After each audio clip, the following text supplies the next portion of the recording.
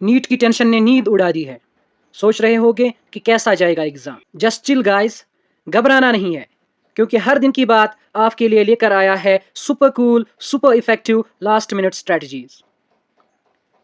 Last minute strategy वो master stroke है जो आपकी नीट प्रिपरेशन को चार चांद लगा देती है। ये वो आखिरी पुश है जो आपको नीट में बढ़िया रैंक लाने में हेल्प कर सकता है। So are you ready for the NEET 2024 battlefield? Let's start. First thing first, बहुत सारे बच्चे नीट का एग्ज़ाम देते हैं, नीट के एग्ज़ाम की तैयारी करते हैं, बहुत सारी मेहनत करते हैं, लेकिन फिर भी क्वालिफाई नहीं कर पाते हैं। क्या लगता है इसका क्या रीज़न हो सकता है?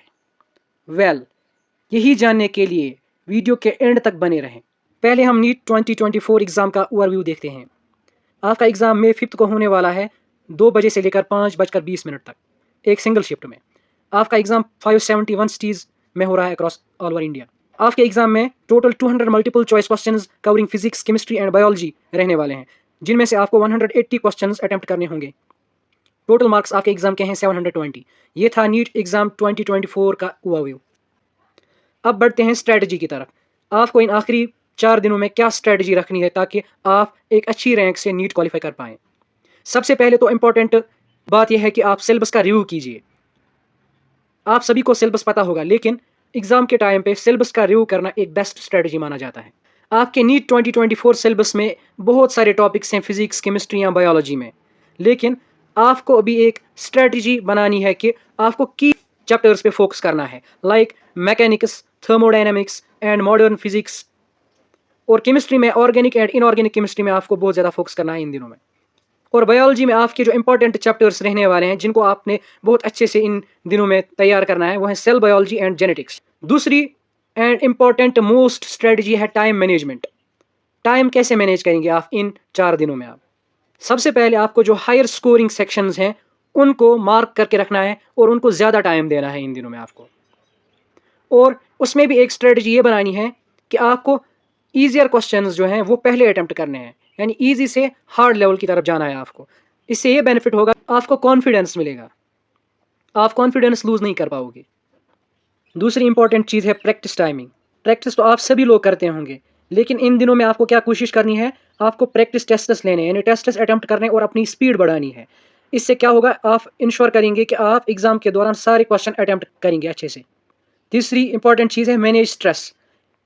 ये कुदरती सी बात है, जब जब एग्ज़ाम नज़दीक आता है और नेशनल लेवल का एग्ज़ाम, तो स्ट्रेस बढ़ता है, लेकिन आपको पूरी कोशिश करनी है काम एंड कूल रहने की। एंग्जाइटी को अवॉइड करना है, पैनिक को अवॉइड करना है, स्ट्रेस को अवॉइड करना है, जितना हो सके कूल रहें। थर्ड इंपॉर्टेंट स्ट्रेटजी ये है कि आप फ्लैश कार्ड्स बनाएं, की फॉर्मूलाज के लिए, डेफिनेशंस के लिए और इंपॉर्टेंट कॉन्सेप्ट्स के लिए क्विक रिविजन्स कीजिए और फ्लैश कार्ड्स बनाइए। फिर आता है माइंड मैप्स। अपने माइंड में ही चैप्टर्स के बिटवीन कनेक्शन बनाइए और चीज़ों को रिलेट कीजिए। नेक्स्ट आता है प्रैक्टिस क्वेश्चंस। इन दिनों में जितना हो सके क्वेश्चंस को प्रैक्टिस कीजिए, जितना हो सके आपसे प्रैक्टिस टेस्ट्स अटेम्प्ट कीजिए, एमसीक्यूज अटेम्प्ट कीजिए। अगर आपको कहीं पे वीकनेस लग रही है तो उसके रिगार्डिंग एक्सप्लेनेटरी वीडियोस देखिए यूट्यूब वगैरह से। फिर आता है mock tests and practice papers. Mock test तो आप सभी लोगों ने अभी तक भी किए होंगे और प्रैक्टिस पेपर्स भी चेक किए होंगे, लेकिन लास्ट फाइनल डेज में मॉक टेस्ट्स की जो फ्रीक्वेंसी है वो बढ़ा दीजिए और प्रैक्टिस पेपर्स या प्रीवियस ईयर क्वेश्चन पेपर्स को अच्छी तरह से चेक कीजिए। और सबसे इम्पॉर्टेंट, टाइम मैनेजमेंट को इम्प्रूव कीजिए। अपनी स्ट्रेंथ्स और अपनी वीकनेसेस को आइडेंटिफाई कीजिए और वीकनेसेस पे काम कीजिए इम्प्रूव करने का। स्ट्रेस मैनेजमेंट के लिए कुछ टेक्निक्स हैं, कुछ चीज़ें हैं जो इंपॉर्टेंट हैं, जैसे मेडिटेशन एंड योगा। आप मेडिटेशन कर सकते हैं, योगा कर सकते हैं, ये आपको मदद देगा स्ट्रेस को रिड्यूस करने में और फोकस को इम्प्रूव करने में। फोकस को इम्प्रूव करना नीट एग्ज़ाम के लिए बहुत ज़्यादा इंपॉर्टेंट रहता है। जो बच्चा नीट एग्ज़ाम के दौरान बराबर फोकस रखेगा, उसके अच्छे चांसेस हैं अच्छी रैंक से नीट क्वालिफाई करने की।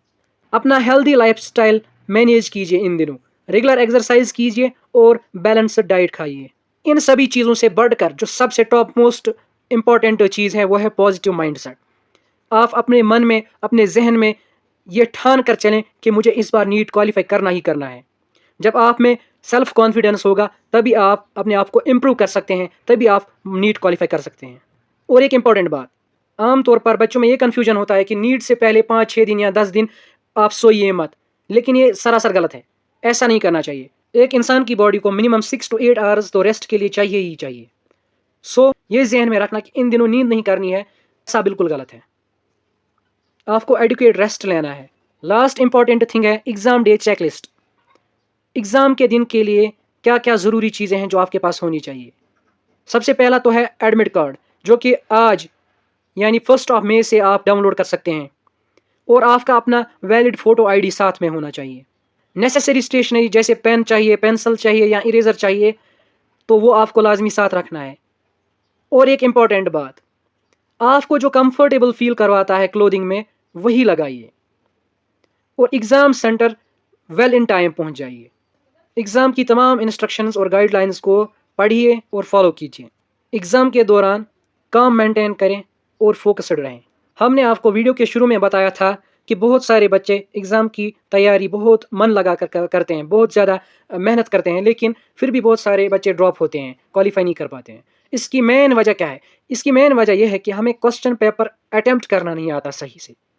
जो क्वेश्चन बिल्कुल आउट ऑफ माइंड है आपके, आपने देखा ही नहीं है, कोई कॉन्सेप्ट नहीं है उसका, तो उसको बिल्कुल ऐसे ही छोड़ दीजिए। तुक्का मारने की कोई ज़रूरत नहीं है, पहली बात। दूसरी बात यह है कि एग्ज़ाम के दौरान हर क्वेश्चन को कम से कम 2 बार पढ़िए, क्योंकि क्या होता है, बहुत सारे बच्चे जिन्होंने अच्छे से पढ़ा होता है और क्वेश्चन आता भी है उनको अटेम्प्ट करना है, लेकिन क्वेश्चन को सही से रीड नहीं कर पाते। पहले ही लाइन को देख के क्वेश्चन का आंसर कर देते हैं, यानी जल्दी नहीं करनी आपको एग्ज़ाम में। तीसरी इंपॉर्टेंट बात, आपको एग्ज़ाम के दौरान काम रहना है, नर्वस नहीं होना है, फोकस्ड रहना है। आखिर पे हर दिन की बात आपको विश करता है all the best. Stay positive, stay motivated. Thank you for watching our video. All the best for your NEET 2024।